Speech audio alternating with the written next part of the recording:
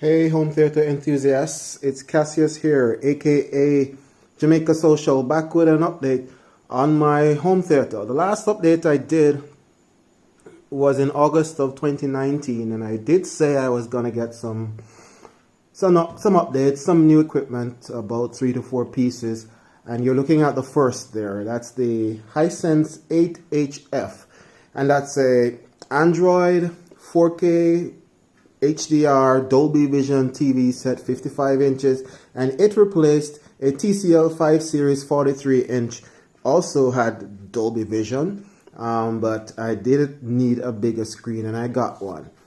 As you can see there, I'm using, that's a screensaver for a Roku system, and I'm using a Roku Ultra. As we get below the cabinet, a Roku Ultra right there. And that's the 2019 edition of the Roku Ultra for my streaming services. Beside that is my cable box. That's a white box right there. And as we go over to the left, you're looking there at my Panasonic 5-disc CD player, DVD player as well, but I use it primarily for playing my CDs. And above that, the other new acquisition, which is the LG UP970 4K Blu-ray player, also does Dolby Vision. Beside the Panasonic and below the Roku player is another addition to the system. It's the APC H15 power conditioner, and that's obviously to keep things clean, both audio and video clean. Below all of that, as we go below, is the brain of the system. It's the Onkyo THX certified NR777, and that does all my routing, my switching, video, audio signals, and it's a very beefy 7.2 receiver. Beside that, as we come across to the left, is my subwoofer. It's a Big America PL200 Series 2, and this subwoofer is a beast. And I not only have one, but I have 2 of them. So the other is right there on the right hand side.